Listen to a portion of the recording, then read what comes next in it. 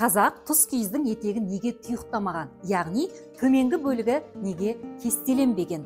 Екі түрлі болжам бар. Бірі, тұз киіз қабырғаға ілінеді, оның астыңғы жағына көрпеше жастық қойылады, сондықтан оны кестелеудің қажеті жоқ. Екінші нұсқасы, мәңгілік ұрпақ жалғасын деген ниетпен тұз киіздің етегін тұйықтамаған.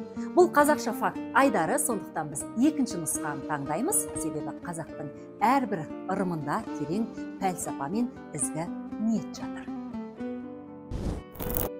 Тұз киіз үйдің қабырғасын сәндеу үшін қолданылатын жиһаз, керегеге ілінетін кілемнің бір түрі. Көбінесе төсектің тұсын әрлеуге қолданады, сондықтан тұз киіз аталып кеткен. Мына тұз киіз орталық музей қорындағы сирек кездесетін экспонаттардың бірі. 19 ғасырдың бірінші жартысында жасалған. 5000-нан астам маржанмен әшекейленген. Өрнектері өсімдік тектес оюлармен толтырылған күн шеңбері. Бұл да шаңырақта жылулық пен мейірім болсын деген ізгі ниетпен жасалған. Ал жамау етіп тігу арқылы ысырапшылдықтың дұрыс емес екенін ұғындыруға тырысқан. Достар, бұл қазақша факт айдары біз халқымыздың наным, сенім мен дәстүр жоралғыларын тереңірек түсінуге көмектесеміз.